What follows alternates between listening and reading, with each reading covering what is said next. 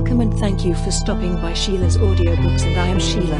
This recording is coming from South Texas. All stories on this recording are in the public domain per United States copyright law. This story is about the young gentleman Bertie and his valet Jeeves. The story was published in Cosmopolitan in December 1921.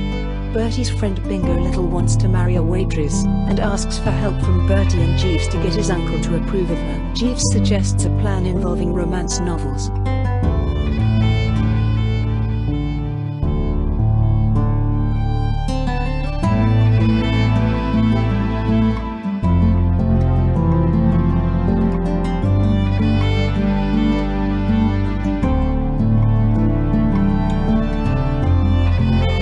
Jeeves in the Springtime. By P.G. Woodhouse. Morning, Jeeves, I said. Good morning, sir, said Jeeves. He put the good old cup of tea softly on the table by my bed, and I took a refreshing sip. Just right, as usual. Not too hot, not too sweet, not too weak, not too strong, not too much milk, and not a drop spilled in the saucer. A most amazing cove, Jeeves. So dashed competent in every respect. I've said it before, and I'll say it again. I mean to say, take just one small instance. Every other valet I've ever had used to barge into my room in the morning while I was still asleep, causing much misery, but Jeeves seems to know when I'm awake by a sort of telepathy. He always floats in with the cup exactly 2 minutes after I come to life. Makes a deuce of a lot of difference to a fellow's day. How's the weather, Jeeves? Exceptionally clement, sir.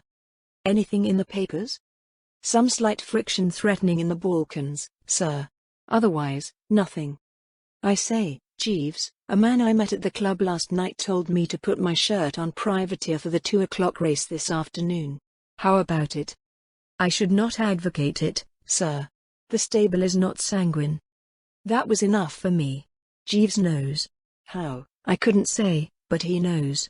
There was a time when I would laugh lightly, and go ahead, and lose my little all against his advice, but not now. Talking of shirts, I said, have those mauve ones I ordered arrived yet? Yes, sir. I sent them back. Sent them back? Yes, sir. They would not have become you. Well, I must say I'd thought fairly highly of those shirtings, but I bowed to superior knowledge. Weak? I don't know. Most fellows, no doubt, are all for having their valets confine their activities to creasing trousers and whatnot without trying to run the home, but it's different with Jeeves. Right from the first day he came to me, I have looked on him as a sort of guide, philosopher, and friend. Mr. Little rang up on the telephone a few moments ago, sir. I informed him that you were not yet awake. Did he leave a message? No, sir. He mentioned that he had a matter of importance to discuss with you, but confided no details. Oh, well, I expect I shall be seeing him at the club.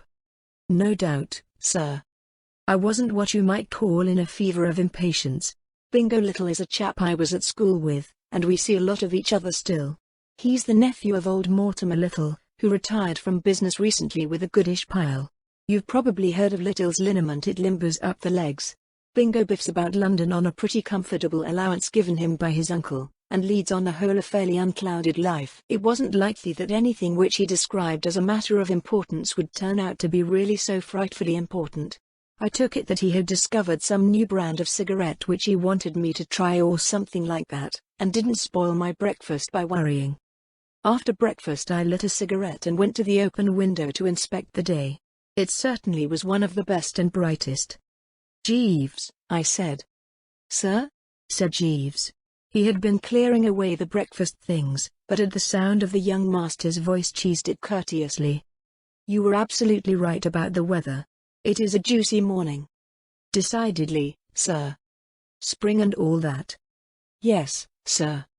In the spring, Jeeves, a livelier iris gleams upon the burnished dove.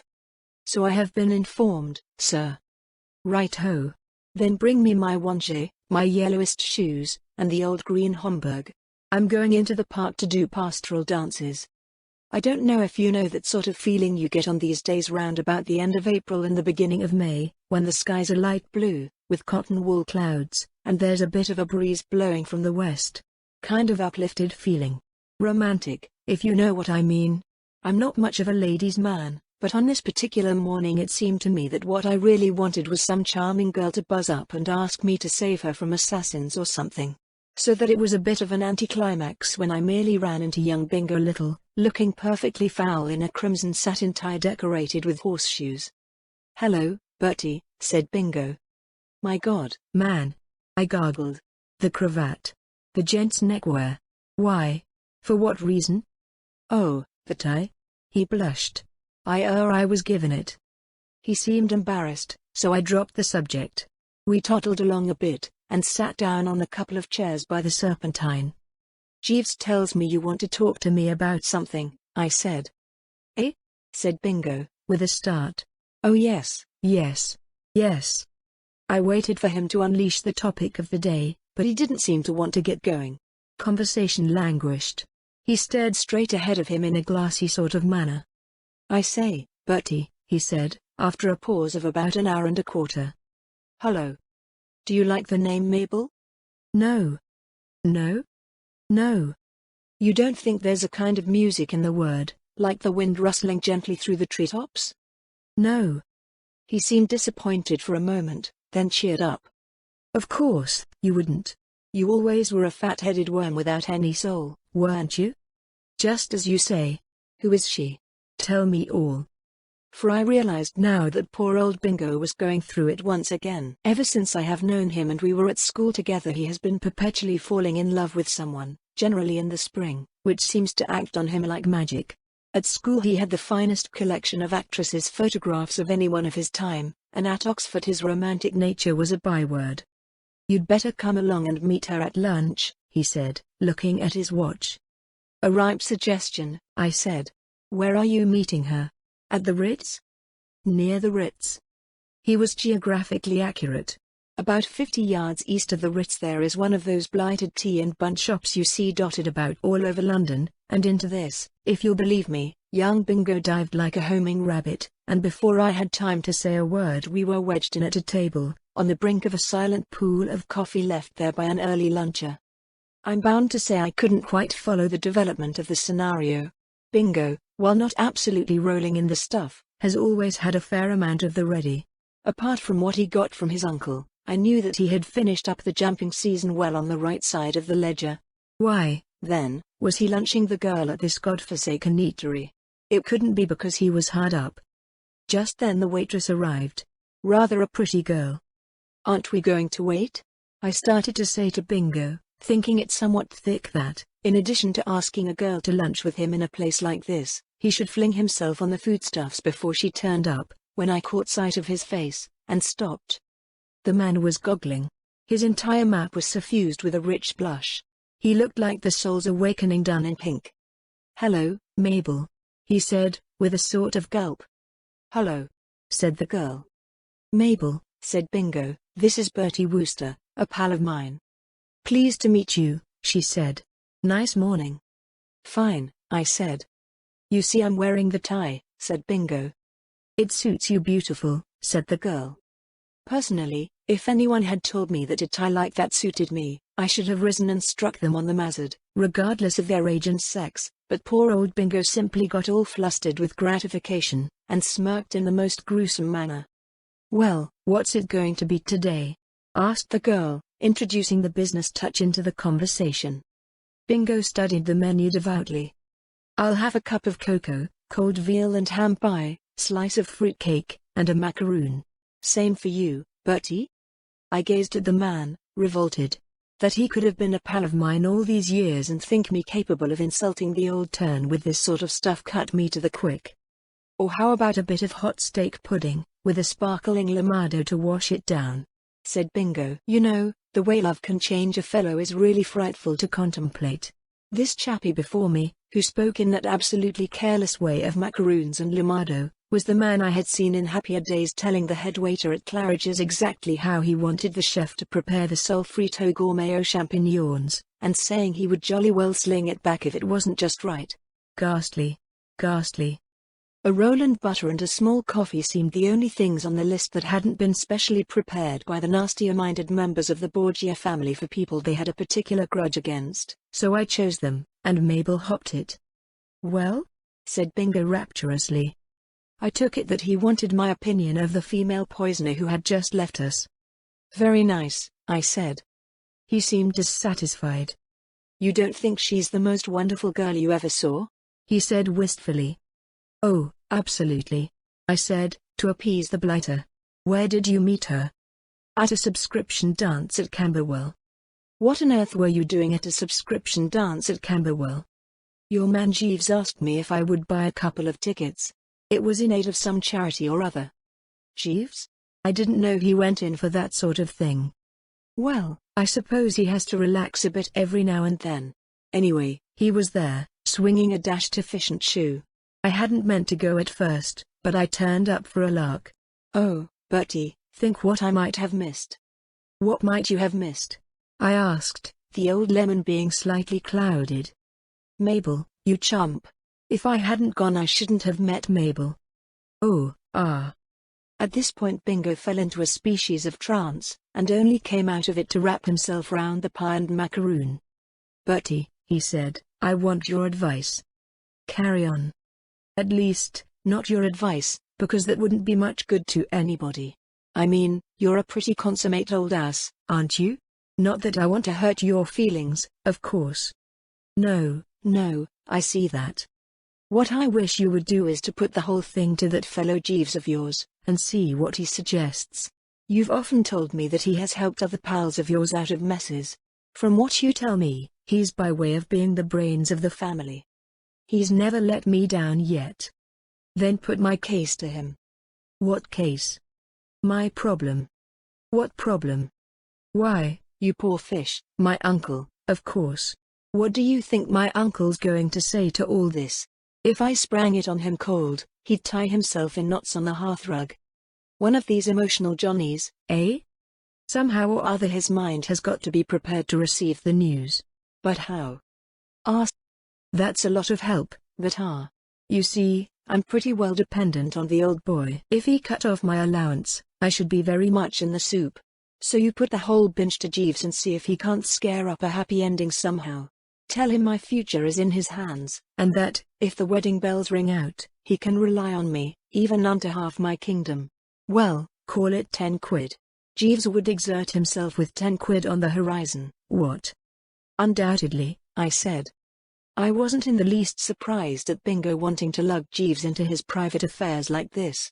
It was the first thing I would have thought of doing myself if I had been in any hole of any description. As I have frequently had occasion to observe, he is a bird of the ripest intellect, full of bright ideas. If anybody could fix things for poor old Bingo, he could. I stated the case to him that night after dinner. Jeeves. Sir? Are you busy just now? No, sir. I mean, not doing anything in particular? No, sir. It is my practice at this hour to read some improving book, but, if you desire my services, this can easily be postponed, or, indeed, abandoned altogether. Well, I want your advice. It's about Mr. Little. Young Mr. Little, sir, or the elder Mr. Little, his uncle, who lives in Poundspy Gardens. Jeeves seemed to know everything. Most amazing thing.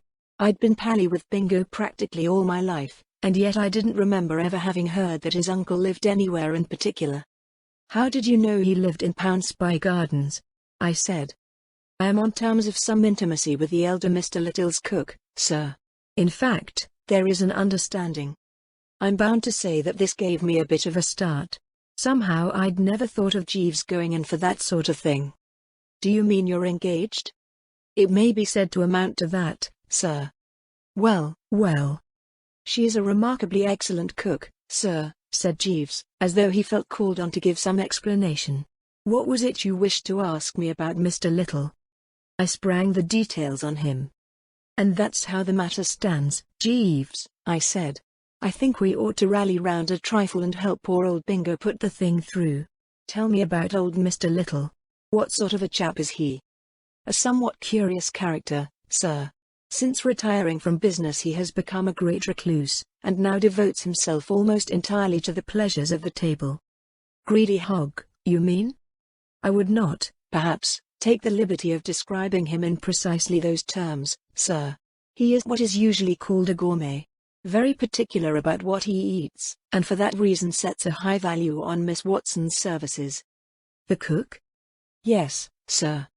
"Well, it looks to me as though our best plan would be to shoot young Bingo in on him after dinner one night. Melting mood, I mean to say, and all that. The difficulty is, sir, that at the moment Mr. Little is on a diet, owing to an attack of gout. Things begin to look wobbly." "No, sir, I fancy that the elder Mr. Little's misfortune may be turned to the younger Mr. Little's advantage. I was speaking only the other day to Mr. Little's valet, and he was telling me that it has become his principal duty to read to Mr. Little in the evenings. If I were in your place, sir, I should send young Mr. Little to read to his uncle." "Nephew's devotion, you mean? Old man touched by kindly action, what?" "Partly that, sir. But I would rely more on young Mr. Little's choice of literature." "That's no good. Jolly old Bingo has a kind face, but when it comes to literature he stops at the Sporting Times."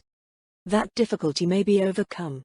I would be happy to select books for Mr. Little to read. Perhaps I might explain my idea further?" "I can't say I quite grasp it yet."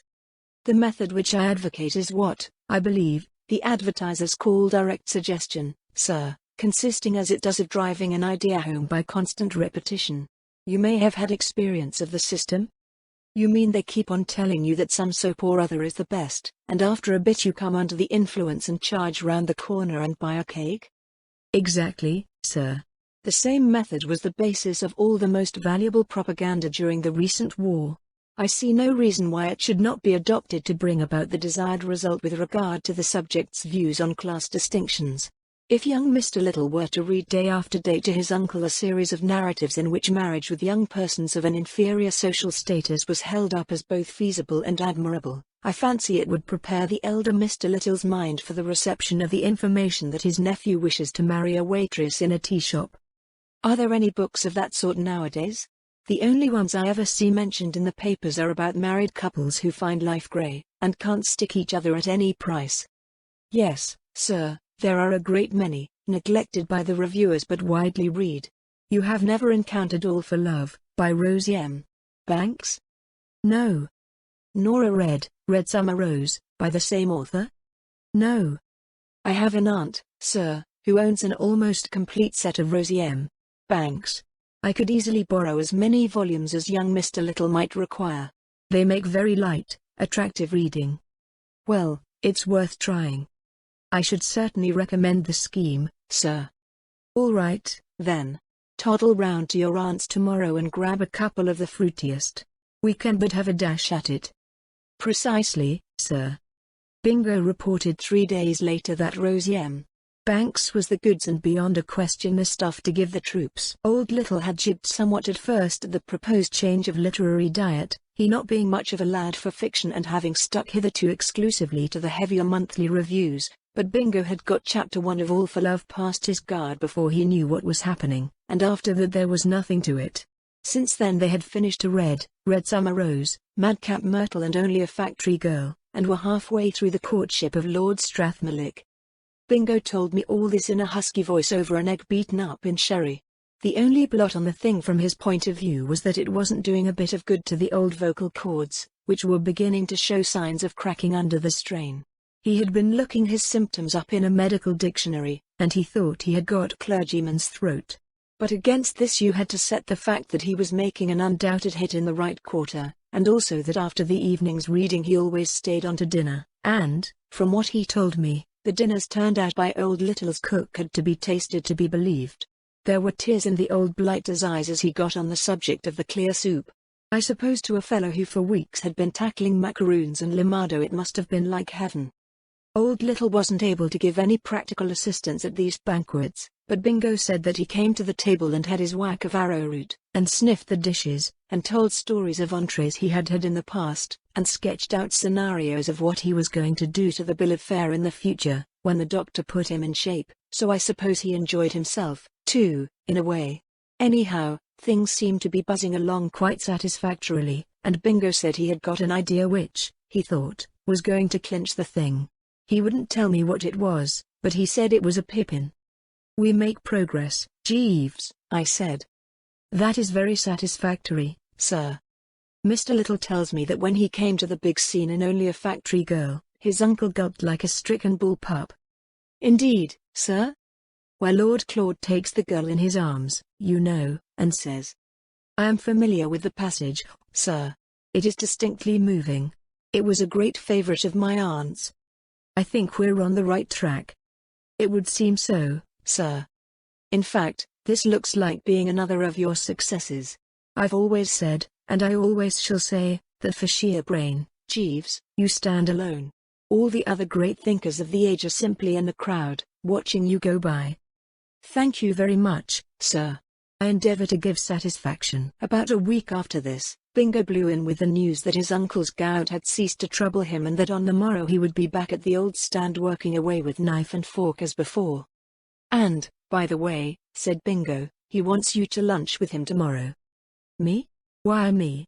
He doesn't know I exist. Oh, yes, he does. I've told him about you. What have you told him? Oh, various things. Anyhow, he wants to meet you. And take my tip, laddie, you go. I should think lunch tomorrow would be something special. I don't know why it was, but even then it struck me that there was something dashed odd, almost sinister, if you know what I mean, about young Bingo's manner. The old egg had the air of one who has something up his sleeve. There is more in this than meets the eye, I said. Why should your uncle ask a fellow to lunch whom he's never seen? My dear old fathead, haven't I just said that I've been telling him all about you, that you're my best pal at school together, and all that sort of thing? But even then, and another thing. Why are you so dashed keen on my going? Bingo hesitated for a moment. Well, I told you I'd got an idea. This is it. I want you to spring the news on him. I haven't the nerve myself. What? I'm hanged if I do. And you call yourself a pal of mine? Yes, I know, but there are limits. Bertie, said Bingo reproachfully, I saved your life once. When? Didn't I? It must have been some other fellow, then. Well, anyway, we were boys together and all that. You can't let me down. Oh, all right, I said. But, when you say you haven't nerve enough for any dashed thing in the world, you misjudge yourself. A fellow who? Cheerio, said young Bingo. 1:30 tomorrow. Don't be late. I'm bound to say that the more I contemplated the binge, the less I liked it. It was all very well for Bingo to say that I was slated for a magnificent lunch, but what good is the best possible lunch to a fellow if he is slung out into the street on his ear during the soup course? However, the word of a Wooster is his bond and all that sort of rot, so at 1:30 next day I tottered up the steps of No. 16, Spy Gardens, and punched the bell. And half a minute later I was up in the drawing room, shaking hands with the fattest man I have ever seen in my life. The motto of the little family was evidently variety. Young Bingo is long and thin and hasn't had a superfluous ounce on him since we first met, but the uncle restored the average and a bit over. The hand which grasped mine wrapped it round and enfolded it till I began to wonder if I'd ever get it out without excavating machinery.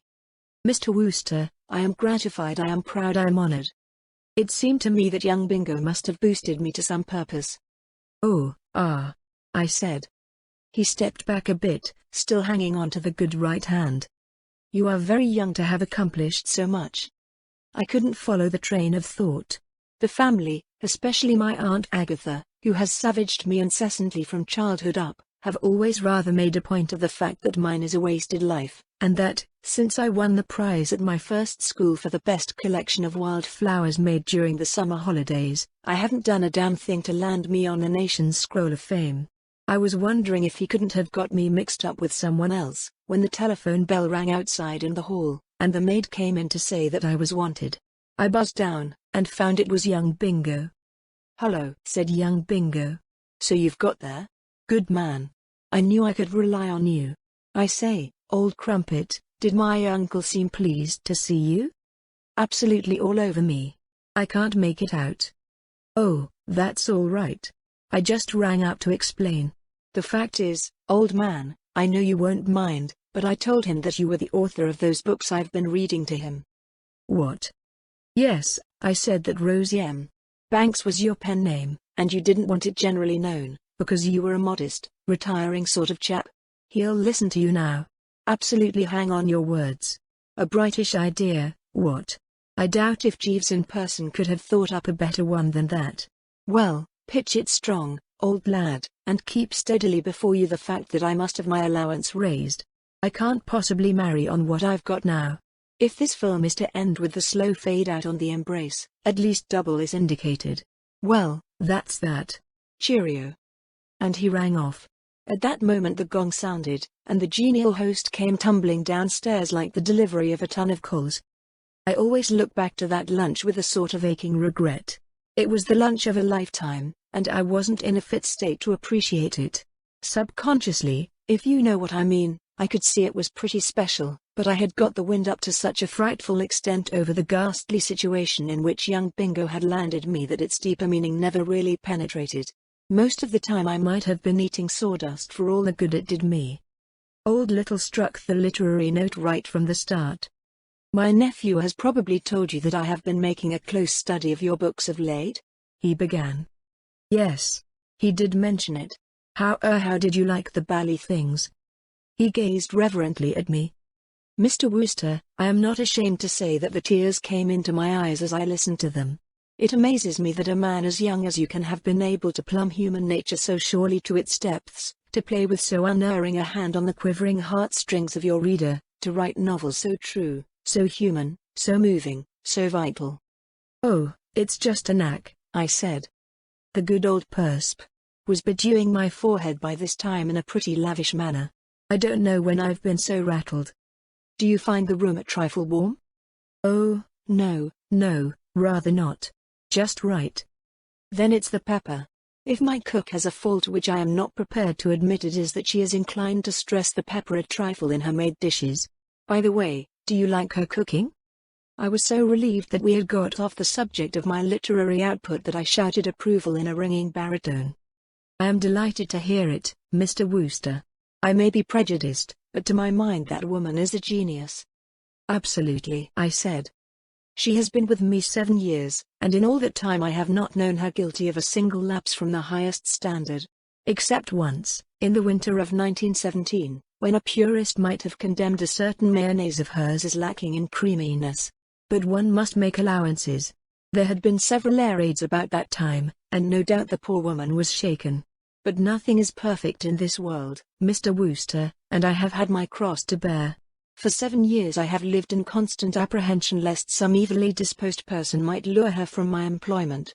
To my certain knowledge she has received offers, lucrative offers, to accept service elsewhere. You may judge of my dismay, Mr. Wooster, when only this morning the bolt fell. She gave notice. Good Lord. Your consternation does credit, if I may say so, to the heart of the author of A Red Summer Rose. But I am thankful to say the worst has not happened. The matter has been adjusted. Jane is not leaving me. Good egg. Good egg, indeed, though the expression is not familiar to me. I do not remember having come across it in your books. And, speaking of your books, may I say that what has impressed me about them even more than the moving poignancy of the actual narrative, is your philosophy of life. If there were more men like you, Mr. Wooster, London would be a better place. This was dead opposite to my Aunt Agatha's philosophy of life, she having always rather given me to understand that it is the presence in it of chappies like me that makes London more or less of a plague spot, but I let it go. Let me tell you, Mr. Wooster, that I appreciate your splendid defiance of the outworn fetishes of a purblind social system. I appreciate it. You are big enough to see that rank is but the guinea stamp, and that, in the magnificent words of Lord Bletchmore in Only a Factory Girl, be her origin ne'er so humble, a good woman is the equal of the finest lady on earth. I sat up. I say, do you think that? I do, Mr. Wooster. I am ashamed to say that there was a time when I was like other men, a slave to the idiotic convention which we call class distinction. But, since I read your books, I might have known it. Jeeves had done it again. You think it's all right for a chappie in what you might call a certain social position to marry a girl of what you might describe as the lower classes? Most assuredly I do, Mr. Wooster. I took a deep breath, and slipped him the good news. Young Bingo, your nephew, you know, wants to marry a waitress, I said. I honor him for it, said Old Little. You don't object? On the contrary. I took another deep breath and shifted to the sordid side of the business. I hope you won't think I'm butting in, don't you know, I said, but well, how about it? I fear I do not quite follow you. Well, I mean to say, his allowance and all that. The money you're good enough to give him. He was rather hoping that you might see your way to jerking up the total a bit. Old Little shook his head regretfully. I fear that can hardly be managed. You see, a man in my position is compelled to save every penny. I will gladly continue my nephew's existing allowance, but beyond that I cannot go. It would not be fair to my wife. What? But you're not married? Not yet. But I propose to enter upon that holy state almost immediately. The lady who for years has cooked so well for me honored me by accepting my hand this very morning. A cold gleam of triumph came into his eye. Now let him try to get her away from me, he muttered, defiantly. Young Mr. Little has been trying frequently during the afternoon to reach you on the telephone, sir, said Jeeves that night, when I got home.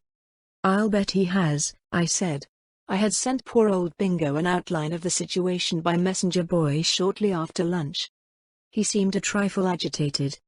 I don't wonder, Jeeves, I said, so brace up and bite the bullet. I'm afraid I've bad news for you. That scheme of yours reading those books to old Mr. Little and all that has blown out of use. They did not soften him? They did. That's the whole bally trouble. Jeeves, I'm sorry to say that fiancée of yours, Miss Watson, you know the cook, you know well, the long and the short of it is that she's chosen riches instead of honest worth, if you know what I mean. Sir? She's handed you the mitten and gone and got engaged to old Mr. Little. Indeed, sir? You don't seem much upset. That fact is, sir, I had anticipated some such outcome. I stared at him. Then what on earth did you suggest the scheme for? To tell you the truth, sir, I was not wholly averse from a severance of my relations with Miss Watson. In fact, I greatly desired it. I respect Miss Watson exceedingly, but I have seen for a long time that we were not suited. Now, the other young person with whom I have an understanding. Great Scott, Jeeves. There isn't another? Yes, sir. How long has this been going on? For some weeks, sir. I was greatly attracted by her when I first met her at a subscription dance at Camberwell. My sainted aunt. Not. Jeeves inclined his head gravely. Yes, sir. By an odd coincidence it is the same young person that young Mr. Little I have placed the cigarettes on the small table. Good night, sir. The end.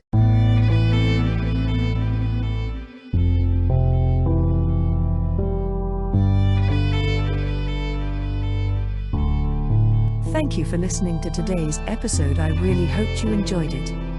There will be more to come. Please subscribe not to miss out on what is next. I will be looking forward to your return. The music is by Madfan from Pixabay. To support this and other artists, go to pixabay.com. Sheila.